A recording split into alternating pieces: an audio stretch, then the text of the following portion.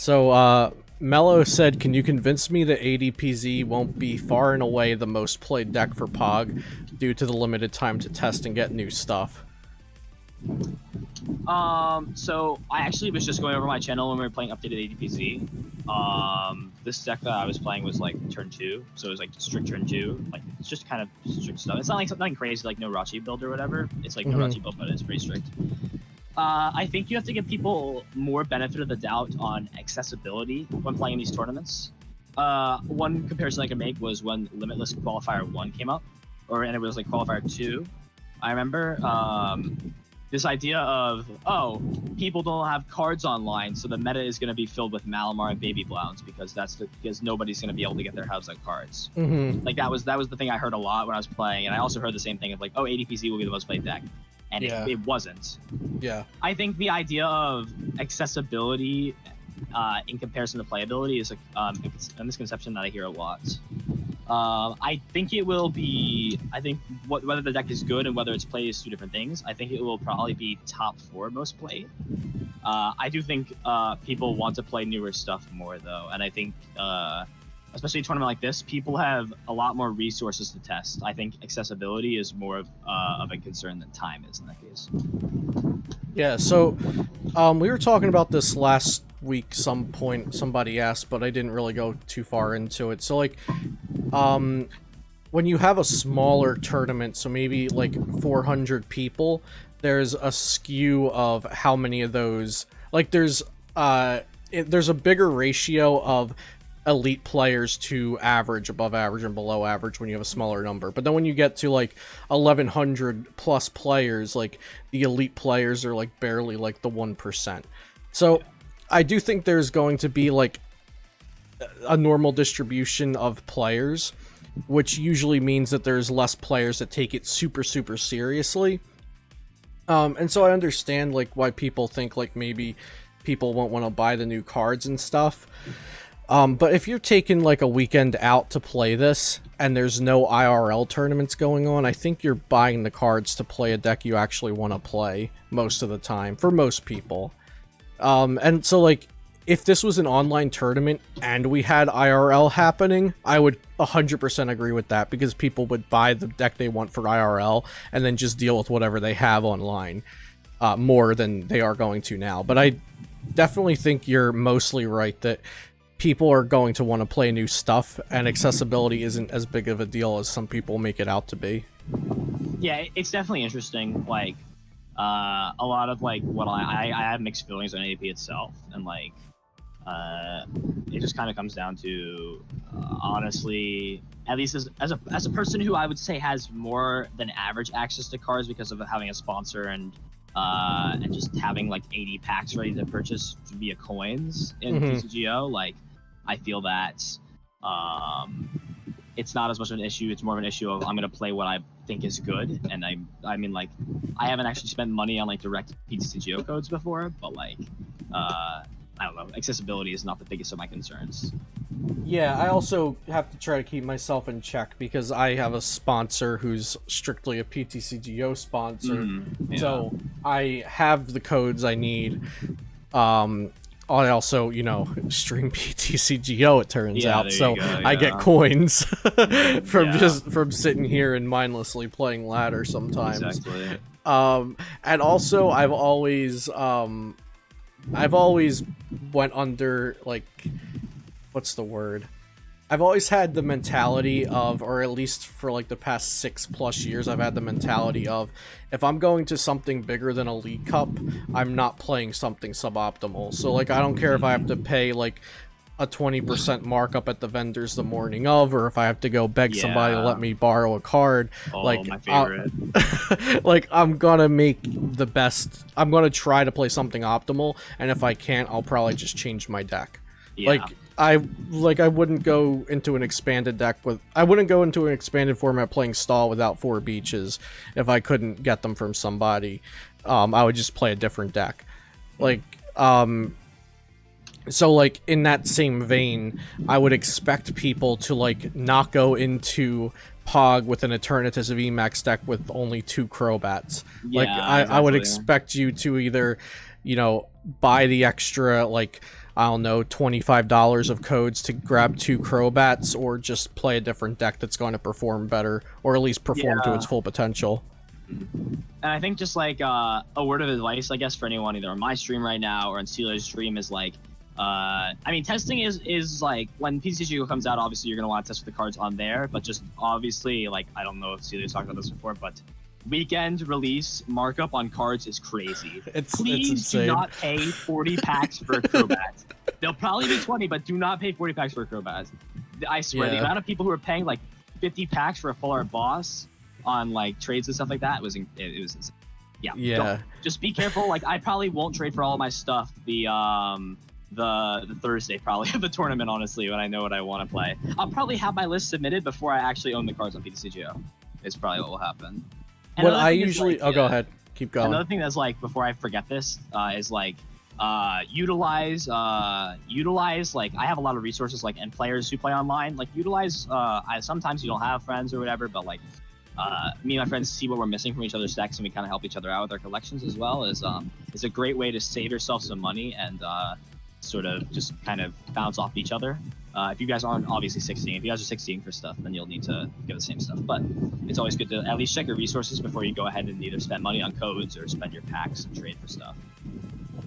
Yeah, what I usually do, like, I also, like, I have to really disconnect myself when giving this kind of advice because I'm a content creator, so I have different priorities. And also, like you said, we have sponsors that give us codes, so, like, that's also different.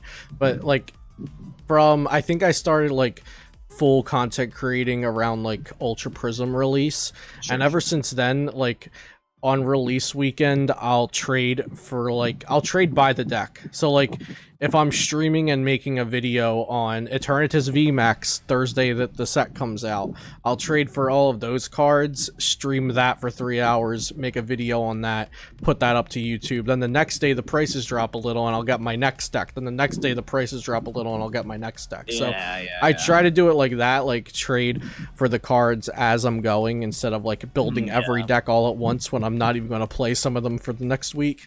So, I'm probably just gonna do most of my deck profiles for Darkness Ablaze stuff like in Tabletop Sim because I can just do it right now. And get it's actually pretty fun doing it on Tabletop Sim. Have you done deck profiles in there on Tabletop Sim? Yeah, I did an Eternatus. I did a post rotation for Eternatus because I've been doing.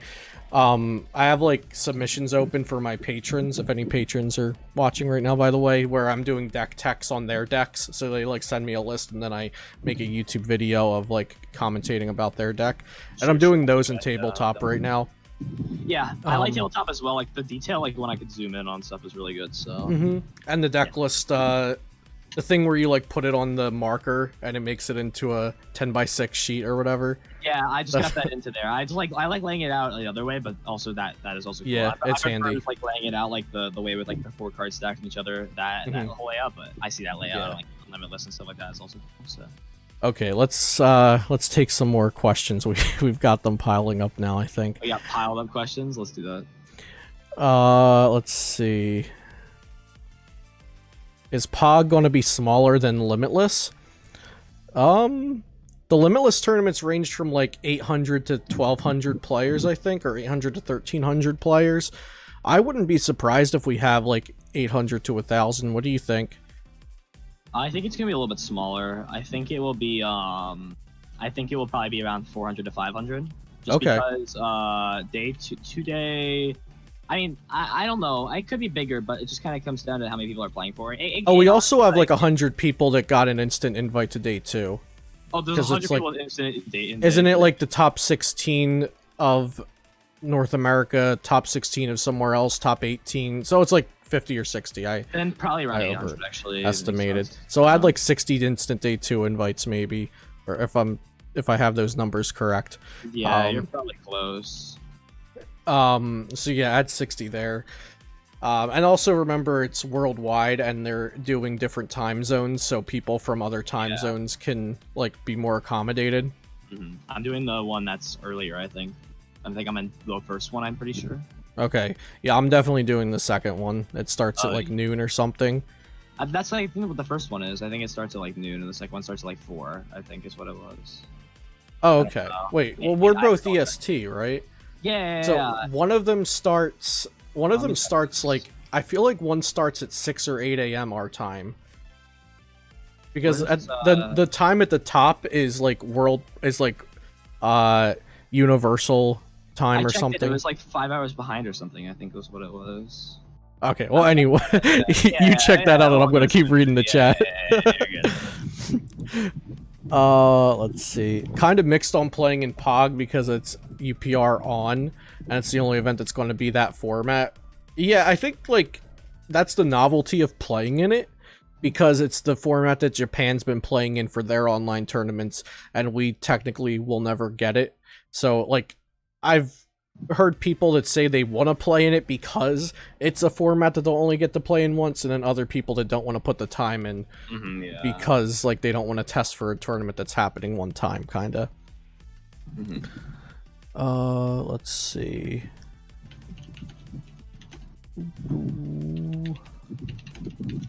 So, oh yeah, so we started talking about ADPZ's popularity and if it would be popular for that reason, but we didn't talk about, like, if it's good. Gemantigo Beaver asked, why is ADP the play for POG and what variant? I think ADPZ's like 100% tier 1 in post rotation, just because it loses like nothing and other decks do lose things. But I'm not sure if I'd say it's like one of the top decks for POG. It's definitely strong though. Like, it's been testing, like, it feels better than it did in the Rebel Clash meta. And in Rebel Clash meta, I think it was, like, dropping a lot because Combo Zacian just seemed really good.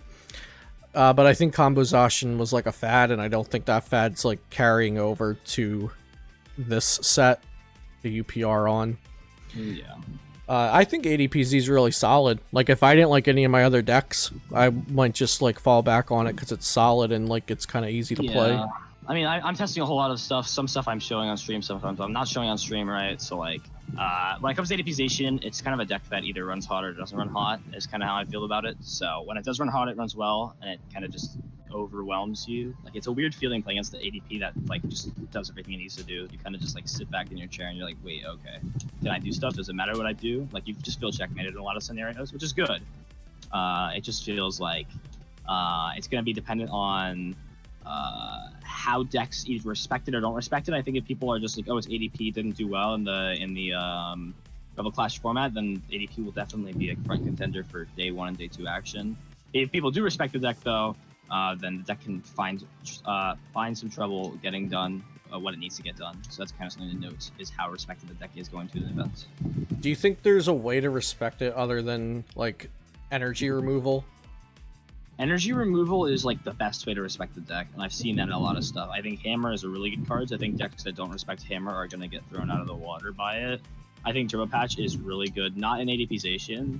I think the thing about, like, the thing that ADPization does well in the list that I'm building and the list I'm playing is just ignoring energy disruption and just going for turn 2 altered. You just go for turn 1 alter going second, I should say. And it doesn't matter if they hammer you and stuff, because then I can just metal saucer and do everything I can do, right? They hammer off my active. I mean, it's annoying, right? But, like, play around it. So kind of what it comes down to. Yeah, I like that, like, ADPZ after Sword and Shield base set kind of naturally was playing Energy Switch, and Energy Switch can circumvent Hammer, but it's not only good against Hammer, it's just good to have. But circumventing the effect of Hammer is a plus of Energy Switch. So, like, I definitely play through Energy Switch in my ADPZ. I just love having it around. Yeah, I like that too. So you said you were testing no Jirachi. I've actually been testing with Jirachi. So I tested both. We were working with, like, a whole lot of different lists. Okay. Is there, like, a reason for not playing Jirachi? Because in Rebel Clash meta, the reason for not playing Jirachi was because it was an easy target for Dragapult. You just have cards you want the room for? Yeah, so I value playing 3 cards over being able to Stellar Wish. It's kind of the thought process. I go for the more balloon switch-esque style build. And it's been working pretty well. Like I don't feel like I need Jirachi. Like this allows me to play like a lot more cards. Like I'm playing 4 Energy Switch in my deck. It allows me to play 4 Energy Switch because 4 Energy Switch is very, very broken. Because the way that my build is meant is that you're meant to discard on average like 2 Energy Switch before you actually can find the combo. So it kind of just it kind of ignores the slower build of you go first with ADP, right? You start your Jirachi, you Stellar Wish for your spinner or whatever, you Stellar Wish for your quick balls, and you find your ADPs, and then you Intrepid turn 1. No, it's super, super turbo. Like you're Crobatting turn 1, you're mousing turn 1, you're playing your research turn 1. Like it's that kind of, and then you like your opponent really doesn't do a lot their first turn, and you're already saying I'm about to take 2 prizes turn 2. So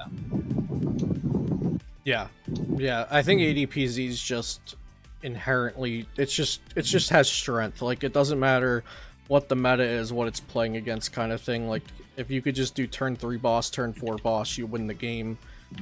And that's like the unfair part of ADPZ that we had a problem with in Sword and Shield meta. But then in Rebel Clash meta, it didn't seem unfair anymore. So we'll have to see if it's back to being unfair or if it's finally balanced. We also had a question from Bob about ADPZ for post rotation. Okay. I can talk about this because I made a profile on this already. Okay, cool. Yeah, go ahead. So just what was the question of? Oh, he just asked if if you have thoughts on it and is it the best deck for post rotation? So I did a profile on my YouTube. I don't know if it's linked anywhere, but I can chat and link it somewhere. But, yeah, feel free to just throw it in here. I can just let me find it quickly. But anyhow, actually, I'll do it while you're talking. Yeah, it's in my chat right now. I don't know if it's All right, I'm just searching for you on YouTube. Just find it. The deck has a lot of tools and a lot of ability to be built specific ways. I think if you give ADP tools, it will continue to sort of apply a lot more pressure than other decks can. For example, I built my list with hammers to slow down decks. It's sort of the idea of if I can go fast and slow you down, I'm basically doing everything the deck wants to do. The deck basically post rotation has the idea of if ADP doesn't get killed the turn before or the turn it alter creations, it can win 80% of the matchups in the form. It struggles like right now it does with getting killed right after it can ultimate ray or put on pressure with a Brave Blade before giving 3 prizes. Interesting thing to note is it just kind of outclasses everything else. The problems of the deck are gone, so to say. Pult was the deck that gave it a lot of trouble. Other things that could give it trouble. Pikachu is going to be a lot slower, and if it's slower, ADP beats it. Because the only way that Pikachu would beat it from my testing, because I played Pika for Players Cup, was if you went really fast and you hit turn 2. If you hit turn 1, or turn 2 essentially, right? It's going to be a lot harder for that. You can't just go attach pass, attach Goose Hollow for everything you need. So you need to also hit the Coco and stuff, right? And if you're going second with the list that I'm playing, it's possible. It's also built for. I'm also playing no Rachi post rotation. I think no Rachi is a lot better post rotation than it is now. Yeah. I still am liking the no Rachi build. You have a lot more flexibility on needing to just instead of needing to commit your board to that, I can just play air balloons and I have a floater. Anything is a floater now. So that's kind of the thought behind that as well. Is I don't really care about finding the extra trainer card. I can just draw into what I need.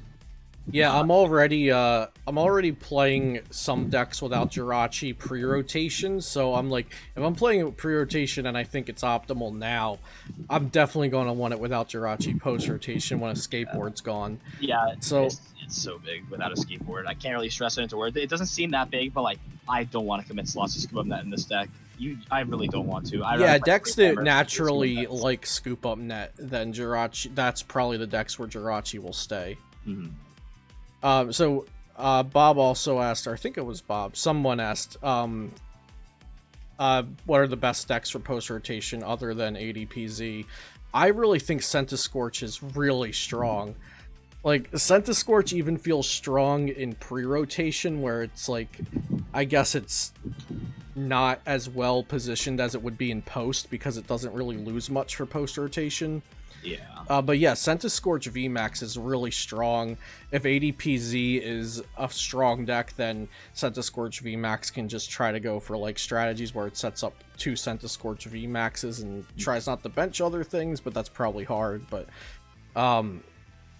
Yeah, I think Centiskorch VMAX is super strong. Eternatus VMAX just has so much shoved into it from the set.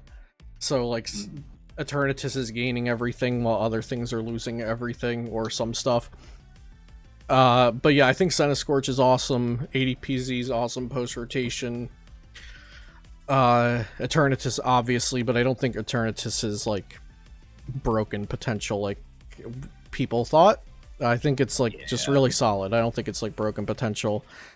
And then Vikavolt's probably tier 2 in post rotation because it loses like losing the Guzmahala being your entire turn 1 play in pre-rotation is insane, and not having that in post is meh. And you have to play turbo patches in post rotation. Yeah, I would agree with everything you said for tier 1. From what I've been testing in the time before Pog was announced, it's those 3 decks. And then, because Pult die, I mean, I can kind of go quickly over what dies. Pult dies because it loses treasure, from what I can see, and also gets outclassed by Eternatus. Vika goes down a whole tier because it loses Thunder Mountain, and yeah, that itself is pretty bad. It just kind of gets like, it just has to dig a lot harder. I mean, especially if they swell, you have to find Shadow as well, so it's just gonna be annoying. Yeah. Pretty much from there, like, there's a lot of other stuff that also gets hit hard. Obviously, Combo Z dies, a whole lot of other stuff dies. Pika goes down a tier because it loses the speed that it had, so. Yeah, Team Abra just said, can't wait to see more Broken Lightning support in the Chunky Pika set. Oh yeah, the Chunky Pika set, that got confirmed, Yeah, so, yeah, Pikarom, pre-rotation Pikarom is still fine. Pikarom's, like, tier 2 at worst in pre-rotation. It's one of the... I have a lot of decks built for Pog. I don't know how this happened, but like a week and a half ago, I was like, I'm not building a single physical deck for Pog. I'm not going from pre-rotation to post-rotation, and now I have like at least 8 decks built in Pog format. But yeah, Pikarom's one of them, and I think Pika still can hang with the new big dogs in pre-rotation because it's quick and consistent.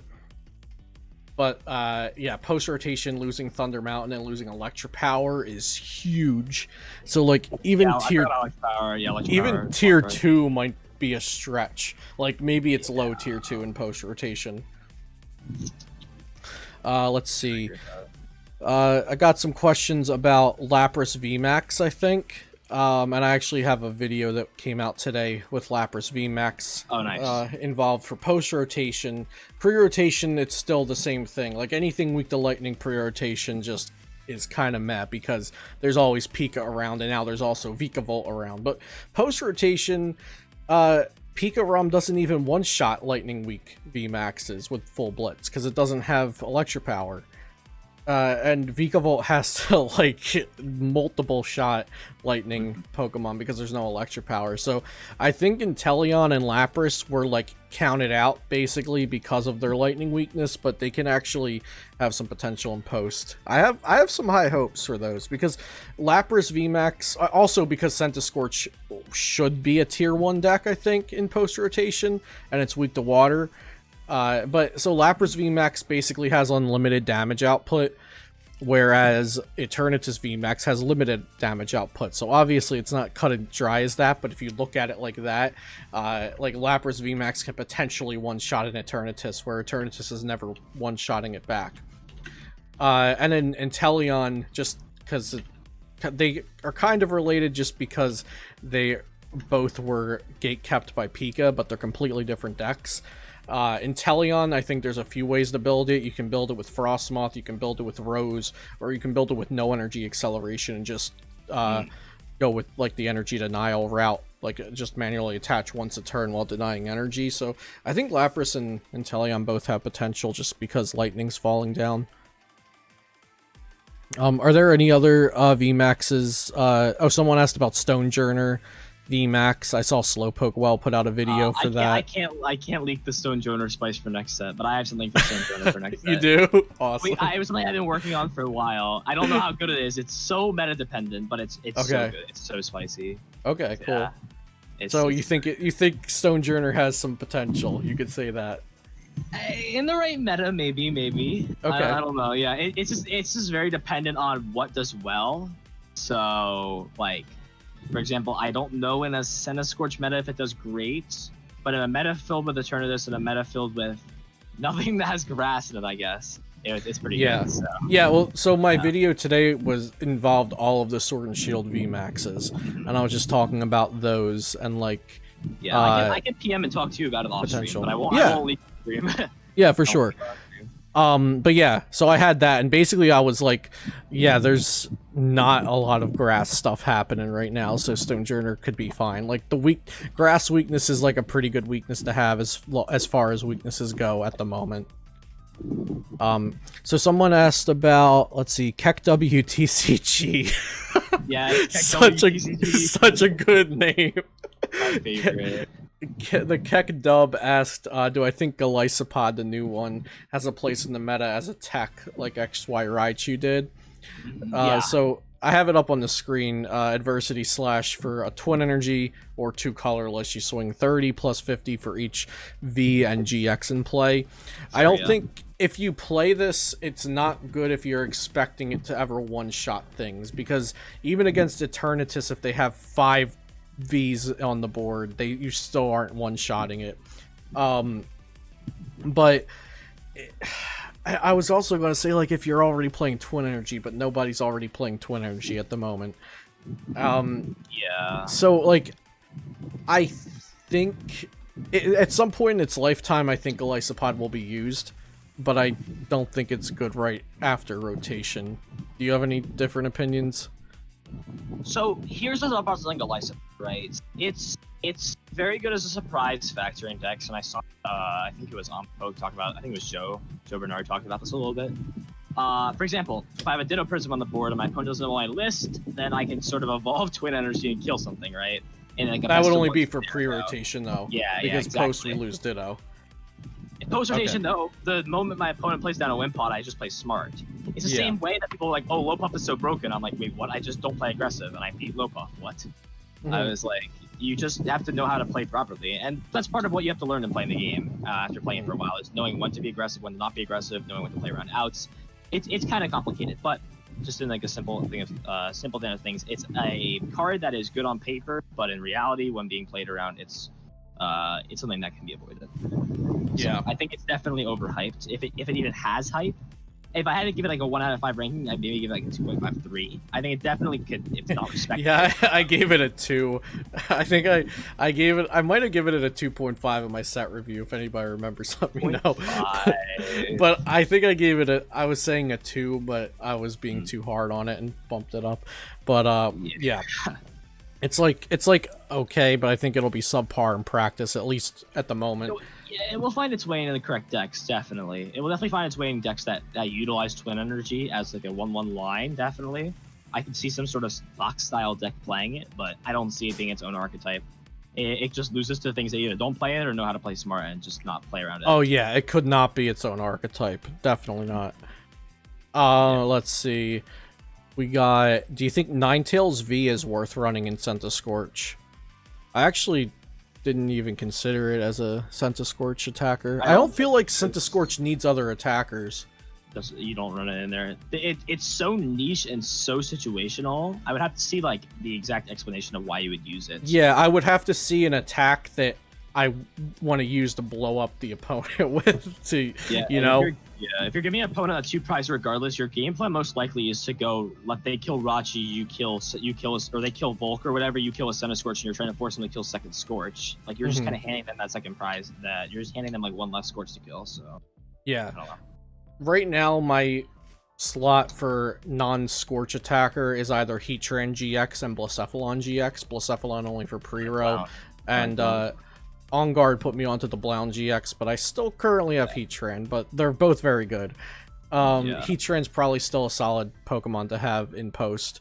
Even Double, I guess, could be considered. Like if you made your opponent knock out a VMAX and a 2 prizer somehow, and then you go in with Double, but I love Double. We were talking about something with bench damage earlier, and someone positive mentioned that less people are going to play Bench Barrier Mew with Pika being weaker. So just something to keep in mind for things that do bench damage. Let's see. There was one I wanted to talk. Oh, Mello asked about Spiritomb. So is Spiritomb playable in pre-row with the new lineup with like Bird Keeper, Cape, Spike Moth. I have a deck built on it. It is very playable. It's again very match dependent. You do not beat ADP. You lose to ADP, which is something that you're gonna probably hear me say a lot when talking about specific archetypes. Things just lose to ADP. But then there's also things. It beats a lot more stuff than it loses to, but it just also like. For my tournament, it's going to come down to what deck do I think is going to be less played, because that's what it's going to come down to. Like, I have good deck choices. But yeah, it loses to ADP, but it takes, like, favorables against a lot of that. It surprisingly has a favorable Vika. It has a favorable Eternatus from what I've seen. It has a close Centiskorch, but I still think it's favored for Tomb. So, like, it has good matchups, but again, like, it loses to ADP, and that's kind of the thing that, like, makes me hesitant to play it, sort of, is, like... If my deck loses to ADP, I don't think it's the end of the world. Like, I definitely am still considering it, though, because, like, I could hit 3 ADP, and those would be my only losses and beat everything else in the field. Yeah. So, that's kind of my thought process. Like, I might, honestly, for this tournament, be okay just taking the lost ADP and beating everything else. Because I have a lot of decks right now that do that. There's a lot of decks right now that beat everything else. Like, I might just, like, take the lost ADP. And I mean, also, if I'm playing Spiritomb, it's going to be Tomb Count, because I want to say Doom Count for the last time. Like, build the spite, move the spite. Saying Doom Count versus VMAX Pokemon is great. Are you playing Yveltal in your builds or no? I am not playing Yveltal in my build. I am playing a different engine. It's similar to like it reminds me a lot of Buzz Shrines. So. Oh, okay. So yeah, if I was playing Spiritomb pre-row, I would 100% have the scoop ups, the Zigzagoons, the Yveltal GX. Yeah. Just because Doom Count's insane. Like, that's the only reason I would consider playing Eternatus VMAX.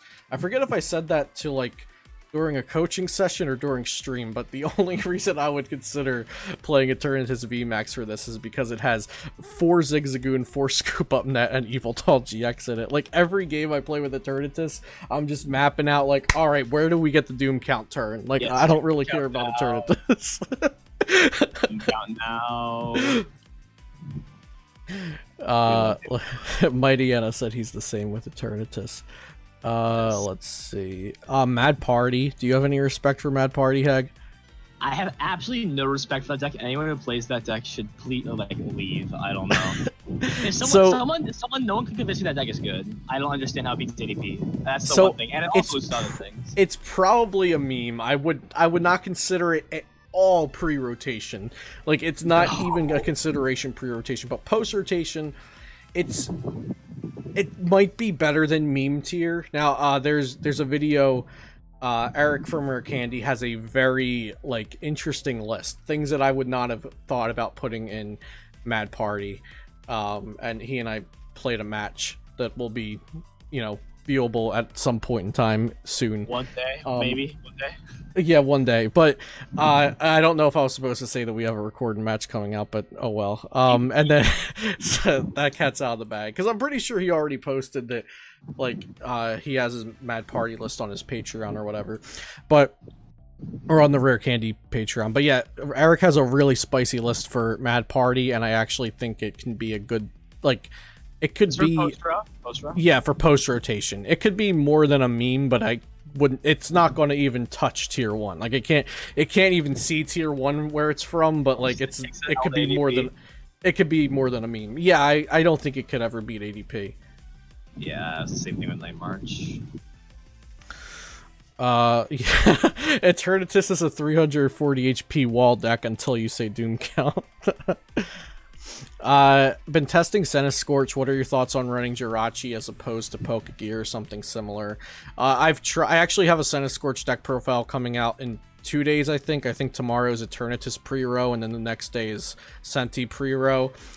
I've tried Jirachi. I've been back and forth trying Jirachi or extra other draws like Pokegear and Dedenne and stuff like that. And I felt like I just wanted to start Senti or Volk instead of Jirachi. And I didn't want to have to, like, I think, Heg, you were saying it about ADP, like you wanted those extra 3 slots for other cards instead of them being Jirachis, because you felt like you could get there anyway. And I felt that with, Centiskorch, because I wanted to make room for, like, the 4th Centiskorch VMAX. I wanted to make room for the 1 Malolana, stuff like that. Yeah, I agree So with for Centiskorch, that's the deck I've been playing pre-row that I think is better without Jirachi. But Jirachi is also just good consistency. Like, some people just want to go all the way with consistency, and that's fine. But personally, I've been enjoying it without Jirachi. When does rotation happen? Rotation happens like 2 weeks after the right? set, I It's think. 28th, I think, is the date. Yeah, August 28th, I'm pretty sure. Yeah, is the so date. exactly 2 weeks after set release. Is Pika dead? Is Blounds dead? So Pika post rotation, it's hard to just take a deck from being like tier 1 potential best deck to completely dead with a set, but we're getting a set and a rotation, so it's definitely different. I don't think I want to say that it's completely gone, but it's definitely not tier 1 in post row. What do you think? Do you think What it's is this deck again? Pika Rom? Do you think it's completely gone? I don't think it's completely gone. I don't write this deck out because it's good. I mean, like, I think it just loses a lot though. Like, there's the unpredictability of, oh, they're gonna triple E power kill me, or they're gonna single E power kill me. It's just like Lightning Ride for 250 doesn't sound as good as Lightning Ride for 280. Like, it's a really big difference. Or Yeah. Lightning Ride for 320 or 310. Like, I don't know. I think the deck moves down to tier 2, mid tier 2. I don't think it's gonna be underrated. I don't think it's gonna be crazy, but also in a field where people will probably be fighting to counteract Eternatus, like, it's just gonna kind of not have a great place. Yeah, it Eternatus needs to die as well, because the deck also just loses to Eternatus. It just gets shredded by Eternatus. Yeah, it should lose to it. So, like, in pre-row, it doesn't automatically lose to Eternatus, although I don't think it's a great matchup unless It's you like play 40, 60. like, if you play Wait and See Hammer and like hit it, then you're fine. But without energy removal in pre-row, it's still unfavored, and then in post-rotation, you just don't have a chance. Yeah, I'm even playing like Turbo Patches and Eternatus. I don't think there's any reason you shouldn't be playing Turbo Patches and Eternatus. That card is so broken. There's no reason you should be playing it. Like, I don't understand. So in post-rotation or pre-rotation? Pre-row. Okay, there's a couple different that's actually a good topic, because there's a couple different energy there's a couple different ways you could go with that for Eternatus. The first one isn't really energy excel, but you could just play Crushing Hammer to even it out with your opponent if they hammer you. Or you could play Turbo Patch to then try to circumvent their hammer flip with your Turbo Patch flip. You can play Darkrai Prism Weavile. You can play Darkrai Prism Energy Switch. I kind of think that more people are going to go with a straightforward build than people are going to have something to circumvent energy removal. Yeah, I feel that. That makes sense. Like, at the beginning, when I was looking at Japanese lists, I thought we were going to see more of the crazy stuff, like 2/2 Weavile, Darkrai Prism, like insert other dark techs here. Yeah. But now as more content creators are putting out lists, it seems like I know I like the straightforward build, and it seems like a lot of other people are also liking straightforward builds. And I think that'll definitely influence people. Like, when they're just looking for lists and stuff, they're going to see more of those by popularity, it seems now. But I think the decks that are running hammers and the decks that are running ways to get around hammers are going to be the minorities. That's just my opinion. But, like, I think, like, Eternatus decks with hammers are going to be way less played than Eternatus decks without hammers. And Eternatus decks with energy acceleration are going to be way less played than Eternatus decks without energy acceleration. So, like, my current mindset is not a lot of people are going to be playing hammers, so I don't have a huge reason to try to circumvent the energy removal. I should just be more consistent. But I do think there will be players with hammers that do well. I just don't think they'll be the field. Now, what do you think? Do you think hammers will be like a popular thing, or energy removal in general? Heg? Sorry, my headset DC for a second there. That's my bad. Oh, no, you're good. Do you think... So, basically, I was just saying, like, I think the people that play hammers in their deck, like, let's say, Eternatus with hammers, I think the hammers players will be the minority by a long shot. And I also think the energy acceleration players will be the minority. While it's like, 80% Eternatus are straightforward builds, and like 15% with Energy Excel, and like 5% with Hammers. Something roughly like that. Do you think Hammers is going to be a popular threat that people should prepare for, or do you think like you just take it if you hit it, because most of the field won't play Energy Denial? I don't think so. You don't think what? Things don't respect Hammers. Okay. The card. Here's the thing, right? This is my philosophy. But if I lose because my opponent, if I lose because my opponent flipped 4 heads and Crushing Hammer, that's my fault, right? It's my fault for not decking for it or whatever at that point. But it's also not out of my control, right? They literally hit 4 hammers, right?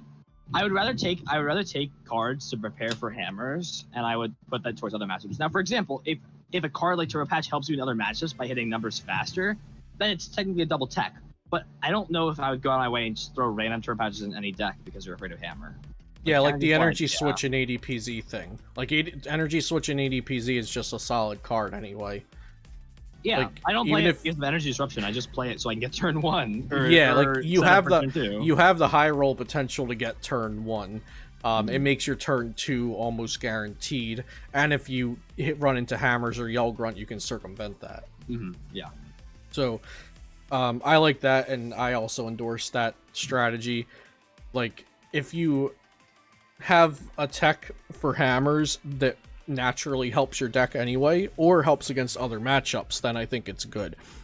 But if the night before Pog you're worried about hammers, so you cut 4 cards to add 4 turbo patches to your deck, I don't think that's necessarily good. Please don't do that. I swear to God, if I have like 20 turbo patch, I'm gonna cry. 4 turbo patch, 4 super scoop up, 4 crushing hammers. We're going in. Degeneracy or what deck I'm playing. If I play against a deck with 4 crushing hammer in it, or something like 4 turbo patch, dude, I'm gonna cry. I'm gonna list on a message them. I'm like, was this lab gonna change? And they're like, yeah. I'm like, all right, sounds good, dude. Nice one.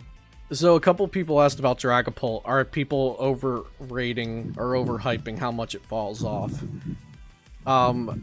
So Eternatus, let's imagine a world where Eternatus is not dark. Let's say Dragapult has no weakness. I think it still loses to Eternatus, and I think it still loses to Centiskorch. And it's still a close matchup versus ADPZ, and it still is unfavored versus Pika in pre-rotation. And so you see where I'm going with this. Like, I think... Yeah, it has one favorable. It has favorable against... And even that can go wrong. It loses to Vika. You can't, like, treasure. I don't know. Kind of weird. Yeah, Vika, I think it might beat Vika. It's very draw dependent. You can't treasure, you can't board, you can't scoop up nets. They kind of paralyze you. It's weird. I haven't tested too much because I haven't really bothered with it, but it doesn't seem great on paper. It seems like a disaster waiting to happen with Marnie. I think Dragapult VMAX just... It wouldn't have been as good right out the gate in Rebel Clash if we had other VMAXs that were really good, like we are about to have. Because, like, they really dropped the ball with Sword and Shield base set VMAXs. And then Rebel Clash, I think Cinderace would have been good if ADPZ wasn't around to just gust your Dedenne or Eldegoss twice. And if Pika didn't just outspeed it, like Pika just outspeeds all VMAX decks trying to set up. But, like, if Cinderace VMAX was better... Cinderace VMAX actually had a solid Dragapult matchup, so I think, like, if other VMAXs were good, like Inteleon, Cinderace, those guys had potential in Rebel Clash, and Dragapult wouldn't have been as good as it was.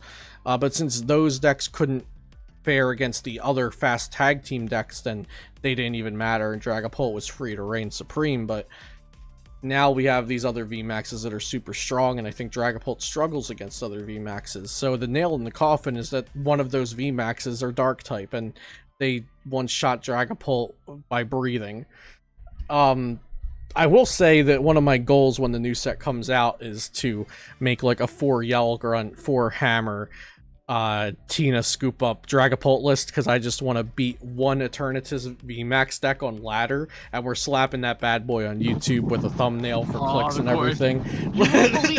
I beat this Eternatus deck with Dragapult. Yeah, y'all heard it here now. Like, Fall in the face or whatever. Release. The Will Jenkins, the Will Jenkins clickbait I saw on Hey Fonte. Yeah, he sent me a new thumbnail at like 2 a.m. He's like, bro, this thumbnail's broken. So that was that one. It was if he put up a video today, it was that video, I think. I'm gonna take a look at this. Hold on. I don't know if he put the Eternatus video up yet, but it's for Eternatus. But yeah, so like Dragapult can probably still beat Eternatus, like if you get hammer flips early and just like energy deny them like that, but it's a terrible matchup. It's like yeah, I think Dragapult's definitely falling off, and it sucks that the deck's falling off so quickly because that doesn't usually happen in Pokemon. Like, the deck usually goes from tier 1 to tier 2 at the most, but like Dragapult might be unplayed. I believe that Dragapult had a 0 deck, like 0 people played it for the Pokemon Japan Nationals Online. Yeah. So the graphic I have up here, this top 16, I believe there were 0 Dragapults in this tournament. That's what Frank. Wow. That out of 200 plus people, I think there were 220 players. Franco Takahashi said that there was either 0 or just a few. Okay, On Guard said there were a few, but I think like bad numbers, and none of them converted into even top 16. I don't know they do. No, so I think 20% plus was Eternatus, and then there was. Okay, On Guard said there were 2 Dragapults out of 200 plus people. So what's that? 1%? That's not even enough to get a spot on the pie chart.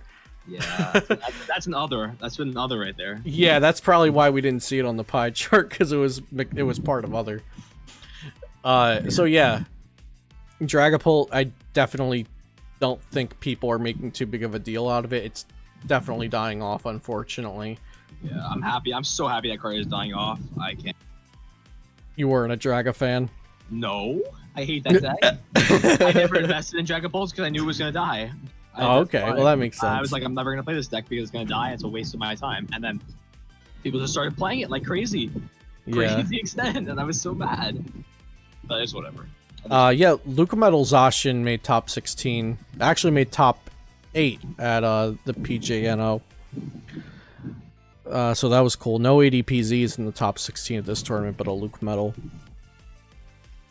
Will Tord release a deck early enough for me to copy it for Pog? I'm not sure if Tord's playing in Pog. Tord probably is. If he's not, I feel like he would like be like, I'm not playing in Pog, but here's the best deck for the tournament. Go nuts. Should we be worried about fighting decks in Pog to counter Vika and Eternatus? No, but you should be worried about techs for it. For example, like decks playing Vika, like I would not be surprised by the time like the event comes around if lists are playing 1 Buzzwole and 1 and they're playing Aurora Energy in their list or Rainbow in their list. That's so good for against Vika Volt. You just throw it in your own Vika list. I think it's good in your own Vika list.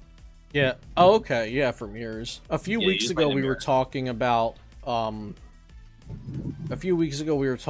weakness guard energy in Vika, just because like if people are playing fighting decks, like okay, I can just Guz Mahala for weakness guard turn 1 instead of capture.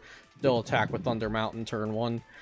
Yeah. And like same for Eternatus. If you're worried about fighting decks and you're playing Piers, you can just Piers for weakness guard. And also, I just don't think fighting decks are good enough right now.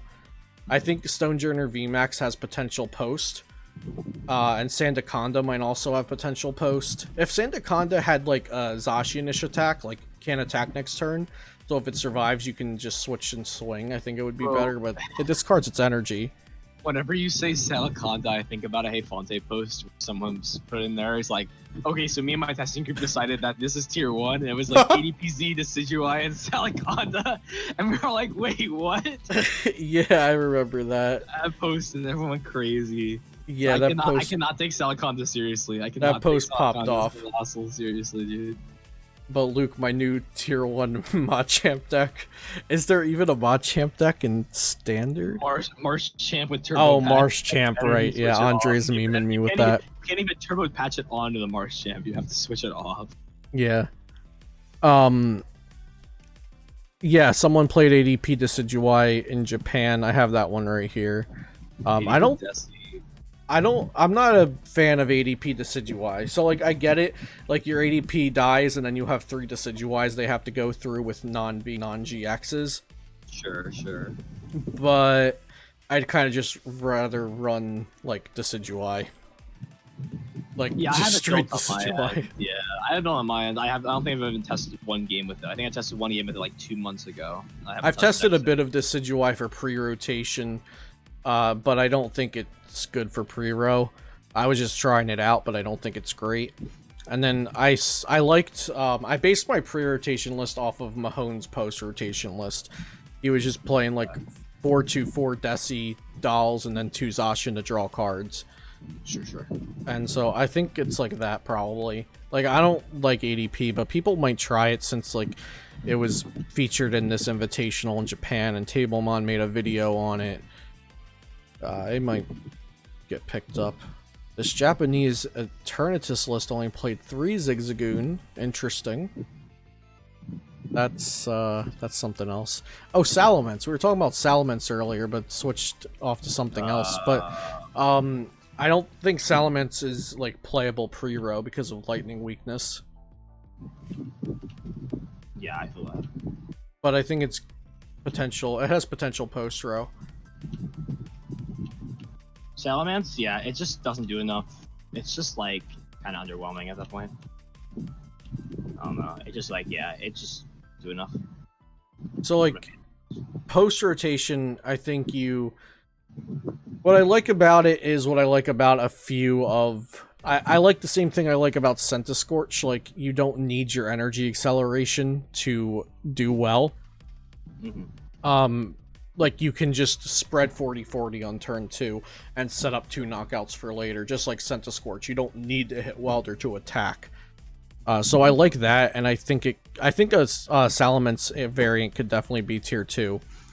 I like the Sableye and Omnipoke both put out videos on Salamence VMAX with a Coco Prism and some basic lightning energy in it.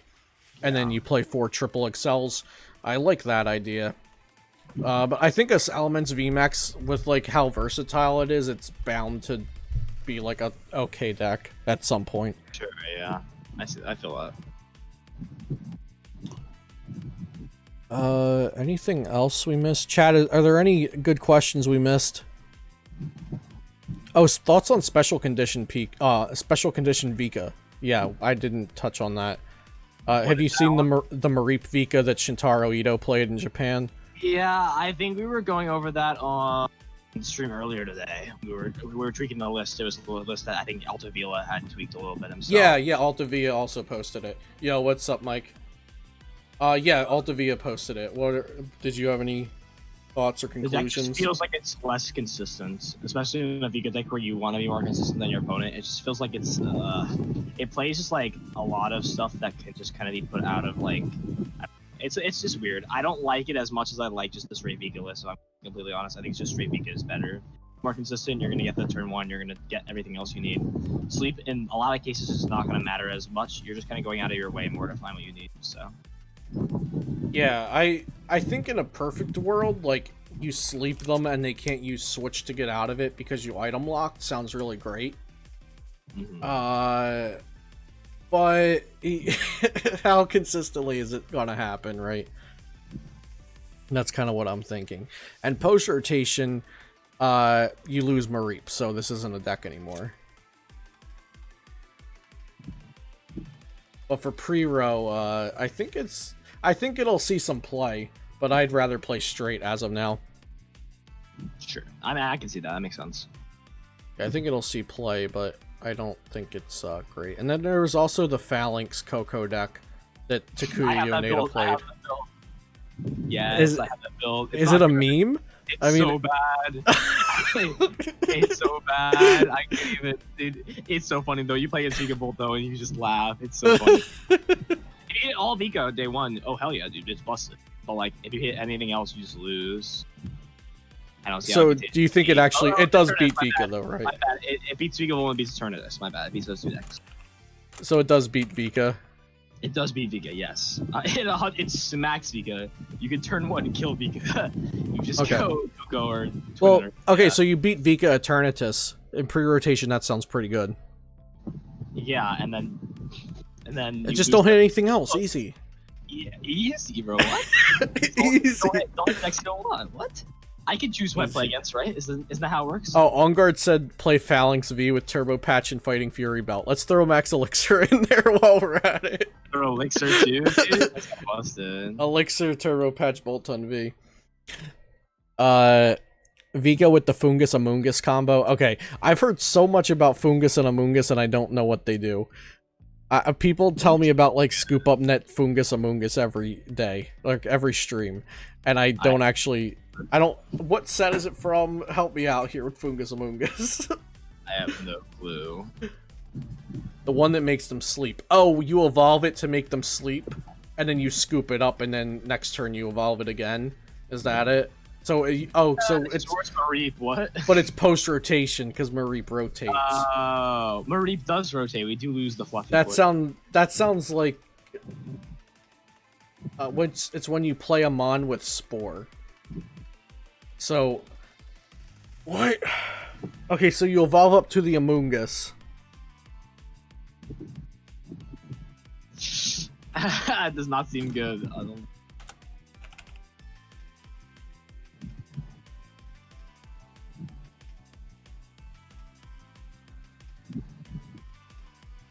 Okay, so the Amoongus, the stage 1, you have to have it in play, and whenever you play a Pokemon that has the Spore attack from your hand, you may leave your opponent asleep and poisoned. So, you evolve into the Amoongus, and then you play down a Fungus.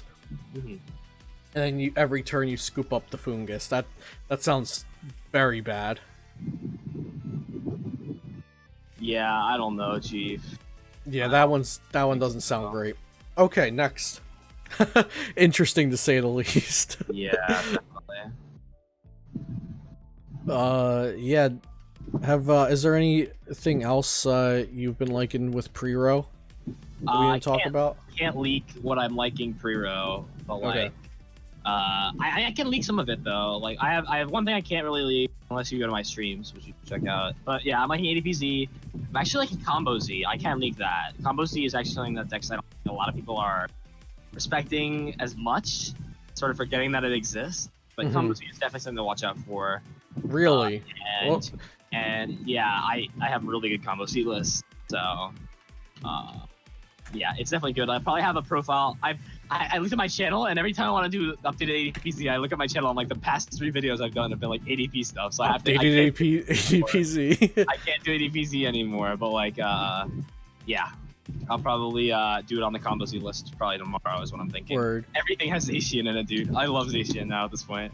Oh, we forgot Mill and Control. Those are big for pre-row. Oh shit. Yeah, Control is kind of cool. That's what I'll say about that. Let's see. So Controls. Fine. I'll talk about it. Well, we tested the previous pages. Yeah, we tested it on stream already. So like people have seen that in action. Yeah. That's what I'm talking about. Like, yeah, Control is really good. Yeah, people already know Control is good, so that's not a leak. You don't have to worry about that. Is like another Zacian video. Yup. Another Zacian video to you. So yeah, there were. Let's see. In the top 16 of the PJNO, there were 1, 2, 3, 4, 5, 6. There were a combination of 6 Mill and Control decks out of the top 16. I think so. There were already so many lists available for people to play Control or Mill if they want to one last time. Yeah. There was a Mycargo Mill, 2 Mycargo Mills, Chinchino Control, Chinchino Delcatty Control, the Mill with Dragonite in it, and then the Dustox Cryogonal Control. Yeah. D Murdoch, we were talking about Combo Zacian for pre-rotation, not post, because yeah, it doesn't exist in post-rotation. Yeah, so it's hard to maneuver all of the decks in this Google Drive. I just because the names are in Japanese. Okay, here's the one. Yeah, so this one's kind of like the one that the Japanese players, or was it Korean players? Some group brought the Delcatty Control to a Limitless tournament. And I think this is super good. Like, good control player should do really well in day 2. I'm not sure about, I'm not too sure about control in day 1 though. Yeah, that's like, okay, so I'll say this, like, if I get to day 2, you'll probably, I'm like 75% sure I'm playing control for day 2. Mm-hmm. But I'm not playing it day 1. My list is like really, really slow. I'm playing for day 2, and it's like with that Delcatty list that you had pulled up, like, yeah, it's pretty much like very, very different now. It's probably 15 cards off the list that list is, I think, right now. Probably more than that. Like, I made a lot of changes to it, and it's very, very optimal. It's almost close to being like ready to go. So when I work, no, we'll see. So would you play? Have you tried mill at all? Have you considered mill at all? Or just I would rather control mill. I mean, like, the thing that so mill's better for day 1 though. Mill is better for day 1. I mean, I would say mill is good. It just comes down to, like, I like this. Like, I think this is optimal, this list that's being pulled up. Like, I would, the one with Macargo and everything is definitely optimal. Yeah, Mareep is so good. There's no reason not to play Mareep with mill, especially when you're gonna have divots a lot of the time.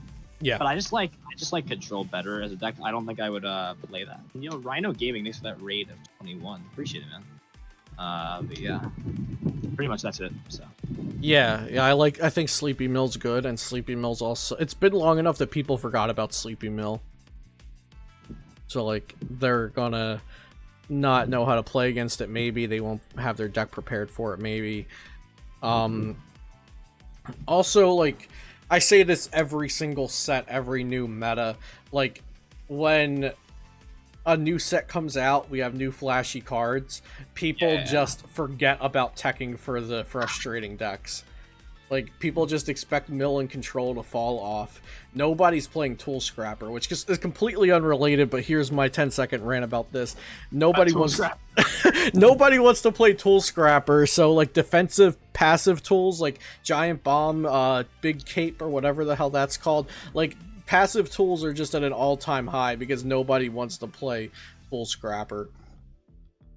Yeah, nobody wants to play Scrapper. I know I don't want to play Scrapper. I don't find that card that card is not fun in my deck, dude. I don't want to play Scrapper. D Murdoch said bad at mill and control, so I'm ready for them to be gone.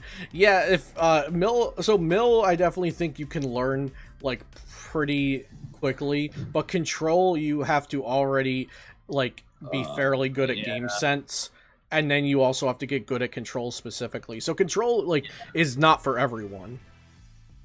Yeah, let me put it into perspective. Not. Like, I played control, like, I played Pidgey back in, like, part of Q2, I think. Like, end of Q2, I played Pidgey. I played other control variants as well in the past. I played Dolls for Collinsville, right? Like, and I'm still playing it now, right? Because I'm testing it, I'm considering it. I still misplay, like, on average, like, once or twice every game that I play. Like, it's that hard to play optimally the game, and I consider myself someone who studies game sense and game knowledge, and, like, watches VODs and stuff a lot because I commentate and stuff like that. So it's really, really hard to play. Like, it's not as easy as, oh, you stand by Mars and I chip lock them and then the game is fun. It's not that easy. I wish it was that easy. That'd be cool if it was that easy. Yeah. Do I think so? Control, like, this is probably like the cookie cutter control list from the PJNO, and then for mill, it's probably the Sleepy Mill from the PJNO. But let's look at the other lists from this tournament. So, do you think people will have Mew in their decks at POG? That's a good question. I think, in my opinion, there's no reason not to commit your slot to Mew. I think it's pretty versatile and blocks a lot of stuff. If I'm being completely honest here, so that's kind of my thought process about it. For example, don't count Pika out. There's other things that can do damage to the bench as well. Like, I love having Mew in my deck, especially, like, this is from a sense of control. There's some patches where I don't feel like it's necessary as much anymore. And it very well might be a cuttable card, but you have to play it just to be safe and respect stuff. Like, I respect Pika as a deck. I respect anything else that can deal damage on the bench because there is no card that is worse than my opponent going like bringing up a Salamence. If I hit a Salamence VMAX, I lose if I don't play Mew. Because then they just hitting me for 30 constantly, and I have to get locked really fast when I'm not taking prizes. It's oh not yeah, fun. Salamence V as well. I was just thinking Salamence VMAX, but is the old Registeel from Next Destinies. It's 30. yeah, Salamence V is like really good. It's like big flying flip. Yeah, it's 30 everywhere. It's so busted. If you're not playing Mew, I'm sure one will sneak in because people just don't respect the deck, and it will just kind of slide through everything. So yeah, Pika could definitely have a field day against some decks not playing Mew. Like some decks, it's like too risky to go like building up for a tag bolt sometimes, or you can't get the pop off turn with like the double E switch or whatever. But yeah, so to answer your question, Jake, I think Mew will be less played than it was previously, but it will still be played a fair bit. And I agree with what Heg said. I think it's safe to play Mew. I don't think it's like going to be a wasted slot. You're probably going to play against a Pikachu. Yeah, I'd agree with that. Yeah, we kind of spitting though, honestly. Yeah, we're spitting the honesty. Let me find the Pikachu from this Japanese tournament. Pikachu was 9th seed. What was the highest placing? 9th seed. It was in top 16. That's not bad. No, it's actually a lot better than I could have done. So yeah, again, respect Pika as a deck. Trust me, when people did not respect Pika at the beginning, I called it on my channel like before Rebel Toss came out. I'm like, people are not going to respect this deck, and it's now in a meta where it just thrives. And then too bad I wasn't watching your channel yet, because the day after Q3, that's when I made the video. Let me find it. What was it called? Was I wrong about Pikachu? Yeah, I saw that, and I was like, damn, bro, you should have looked at yeah, I was wrong about Pikachu. The profile we had up there. Yeah, I underestimated Pika for Rebel Clash heavy. But yeah, so Pika basically just gets a copy of one Vikavolt in its deck, and that's Pikachu now. Yeah, so and that's kind of the... This could also have with Mellow Magikarp's theory of like people playing a deck they already have. Like if people are doing that, then Pika's another deck that could happen with. Because like you trade for one Vikavolt and toss it in. I don't think people are realizing this yet, but like just combo Z if you're gonna play a deck you already have. The deck's so filthy after this format. I have to see the Eternus matchup. The Eternus matchup seems a little sketch, but it bodies everything else. Like it beats ADPZ. It should have a problem versus Vika though, right?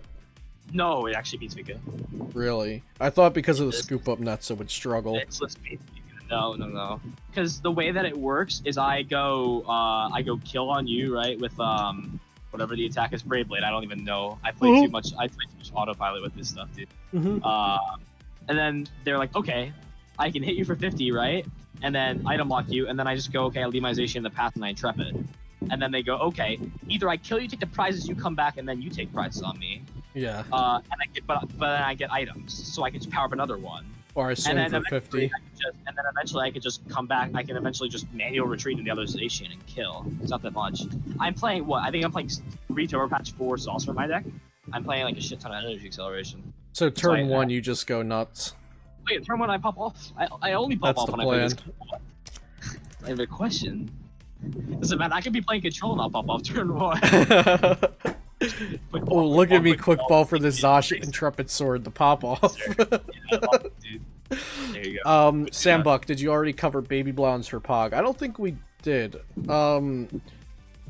Before Heg gives his opinion, I'll say I think Baby Blounds is like an okay deck that doesn't gain anything, and maybe it'll see some play. I think there was one in it's top 16 of the PJNO, so I think it's like kind of like Pika. It was a solid deck previously, so it'll be fine pre-row. I haven't tried it post-rotation though. What do you have any thoughts about Baby Blounds? I think Baby Blounds is just like a fine deck. I don't think it's great though for Pog. I would be surprised if it top 32s. I don't think it will do better than that. Maybe it'll top 16, one slot in there. If it dodges all the Vika and dodges all the ADP, maybe, I don't know. It's weird. I don't count it out though, because on paper it has really good matchups, but it will break. It will always brick. So. What does the Durant do in the Look Medal? Let's see. Durant. I love Durant. My favorite card. What does it do? It mills? I think it discards the top 2 cards. Yeah, one of my viewers is telling me he's gonna get top 16 with it. He's a diehard Baby Bonds player. What was your question from your viewers? So Caleb R asks, do you think decks with Saucer and Turbo Patch could play Shuckle to get easier access in the discard? This is definitely for Marco. Marco plays Shuckle with Baby Bonds list. That's doing well on my events with them. I think just find them in your hand and quick pull them away. Just don't sack. I mean, just be a sack, dude. I think it's okay. in all honest opinion, I think it's okay. I mean, the Funny Shuckle card is my favorite Funny Shuckle card. I mean, you cannot but it sucks in Blounds. He's kind of spitting though. If you really want to go that route, you go that route. But it's a lot better when you can just naturally either get rid of your energy or you recover them when something gets knocked out. I think it's like that's the whole reason I didn't understand flinting away stuff right away. I didn't understand it first. Why am I gonna flint away 2 fire when I can just get them back when I kill my Blound? As I was playing more, I realized sometimes that isn't the right play. It's just kind of like 3 energy that you can get into play faster, but you're down 3 energy essentially. Is what it is. Just because it hits the discard pile and comes back doesn't mean it didn't hit the discard pile at one point. So the energy were put out of play. They were technically just not in play at that point. What's up, Scissor? How you doing, man? Hope you're nice. Well, but yeah, that's pretty much it. Yeah, Shuckle for Turbo Patch. That it sounds like.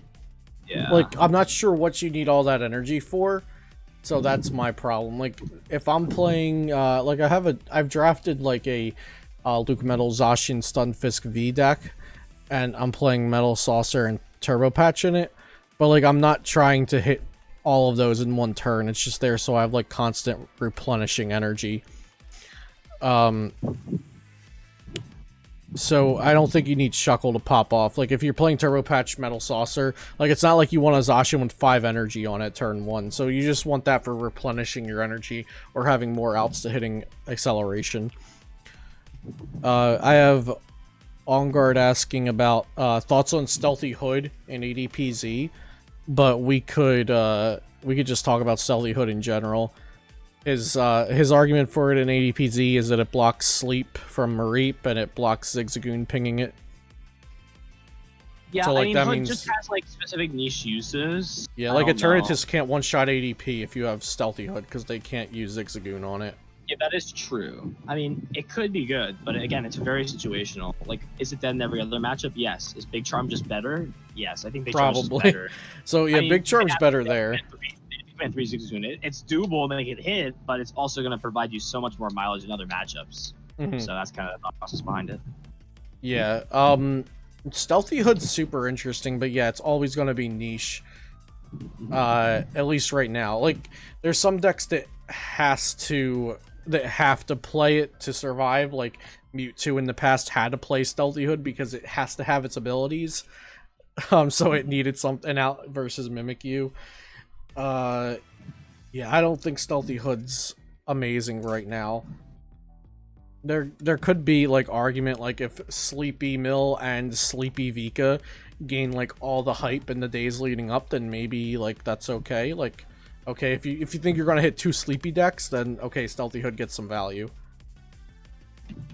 Yeah, that makes sense. Glad you're not the only one putting Stunfisk and Luke Metal. Yeah, I think Stunfisk has so much potential. I'm actually gonna bring up Stunfisk right now. It's Stunfisk V. Galarian Stunfisk. So, 200 HP Metal type, Metal Skin. This Pokemon's max HP is increased by 20 for each Metal energy attached to it. And then Trap Bite for 2 energy, it does 60. And if it's damaged next turn, they take 12 damage counters for hitting into it. Holy shit, so basically, you go Luke Metal, and then you go Giant Cloak or whatever it's called. I've called that card 3 different times this stream. Holy shit, that's 250. That's so busted. So you put it up to 250 HP, then you attach 2 Metal Energy, then it's 290. Then you reduce damage done to it by 30, so you have to do 320 to one-shot it. And if they hit into it, they take 12 damage counters. Sure. Okay, makes sense. So yeah, I think this is a cool card. What if you ran Magnezone? Well, this is for post. I built this for post rotation, not pre. But yeah, I think this is really cool. I'm not sure if it could be good because like Centiskorch is going to be around, but yeah, and we lose Metal Frying Pan, but we keep Metal Goggles. So oh yeah, we could do Metal Goggles plus Luke Metal. So instead of if they swing into us twice, we take -60 damage. So that would be more value than Toughness Cape technically.